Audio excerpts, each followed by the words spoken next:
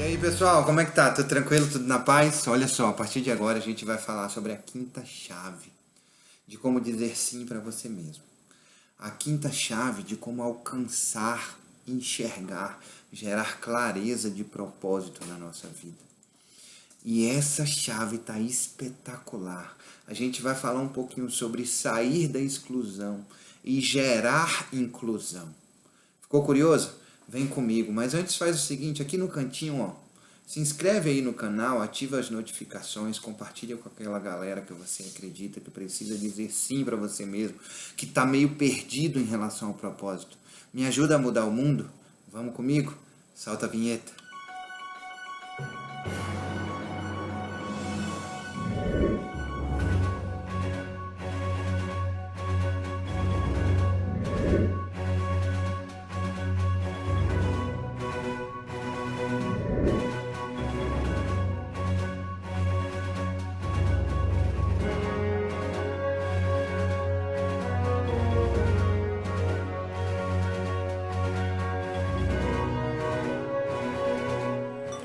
E aí, pessoal, como é que tá? Tudo tranquilo, tudo na paz? Marcelão na área mais uma vez, para a gente dar continuidade ao nosso bate-papo, ao nosso crescimento, ao nosso desenvolvimento. E a gente tem falado essa semana da importância de dizer sim para você mesmo, da importância da gente conseguir enxergar e ver e criar propósito, criar clareza em relação ao seu objetivo, ao seu propósito, à sua missão, à sua vocação.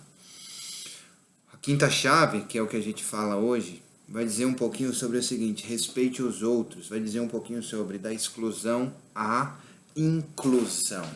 É fantástica essa chave. E por que que ela está diretamente ela está diretamente ligada a dizer sim para você mesmo e a enxergar e verificar e achar e gerar clareza de propósito?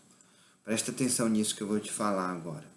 Primeiro, a gente precisa demonstrar todos os dias, em todos os momentos, a todas as horas, em todas as horas, respeito pelo outro. Mesmo que a gente acredite e ache que essa outra pessoa ela não merece nosso respeito. Porque muitas das vezes a gente faz isso, a gente julga que o outro não merece o nosso respeito e a gente trata eles da forma que a gente acredita que eles merecem ser tratados. E aí, como que eu consigo dizer sim para mim mesmo? Como eu consigo achar e entender propósito se eu não consigo respeitar o outro, gerar empatia, me colocar no lugar da outra pessoa e entender ela no profundo? Primeira chave, a gente falou sobre a gente entender a gente mesmo no profundo. E hoje, a quinta e penúltima chave, a gente está falando sobre entender o outro de forma profunda. E a escala é essa mesmo. A escala é: primeiro eu preciso me entender no profundo para depois conseguir entender o outro no profundo. Marcelo, ainda não cheguei a essa capacidade. Dá uma pausa no vídeo aí, volta lá, porque no primeiro vídeo sobre entender, sobre olhar para você mesmo a partir de um camarote, eu coloquei alguns exercícios em relação a como fazer isso. E aí, depois que você entender todo esse processo, você volta para cá para a gente dar continuidade nisso. Então, o que é dar atenção? O que é respeito? É dar atenção positiva à outra pessoa. Não é só dar atenção sem escutar direito, sem entender direito, sem sentir verdadeiramente o que o outro sente, sem entender verdadeiramente o que o outro sente.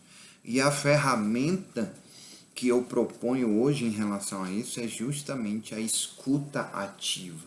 É você conseguir fazer um rapport, que é uma outra ferramenta, de forma que você se coloque no mesmo nível, sem superioridade nem inferioridade em relação a outra pessoa.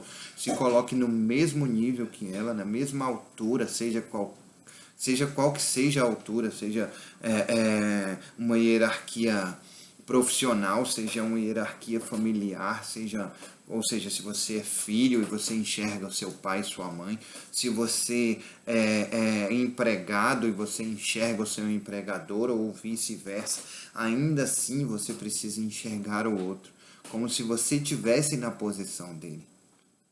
Certo? Marcelo, como que eu faço isso? E aí eu queria trazer para você à luz da seguinte coisa. Eu queria que você pensasse. Estava conversando com minha esposa sobre isso ontem, se eu não me engano, foi ontem, anteontem. De um exercício que a gente precisa fazer todos os dias para a gente entender verdadeiramente como que a gente pode fazer isso com maior clareza.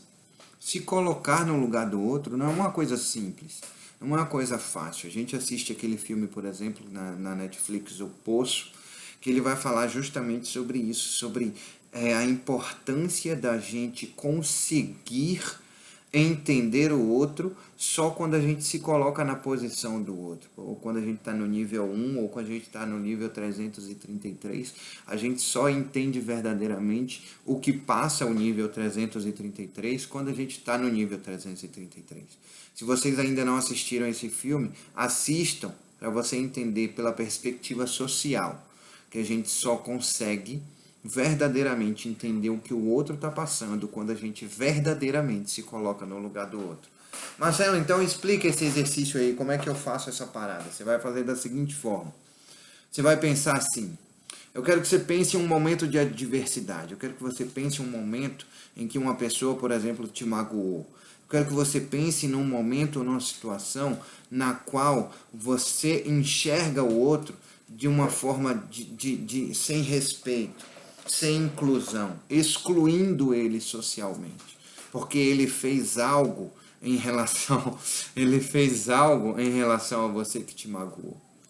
E aí eu quero que você pense assim, se fosse seu ente querido que fizesse isso com você, qual seria a sua reação em relação a isso? Se fosse seu filho que tivesse feito isso, mas é meu filho, se fosse sua mãe, seu pai, seu irmão que tivesse feito isso, que te magoou dessa forma, que te excluiu, a gente se sente assim, a gente se sente em determinados momentos da vida excluído socialmente de alguma coisa. Teve uma vez que eu senti uma raiva tremenda, eu estava no shopping com meu filho e eu senti uma raiva tremenda de 3 crianças que estavam lá e que excluíram ele socialmente porque ele foi pegar um carrinho de brinquedo.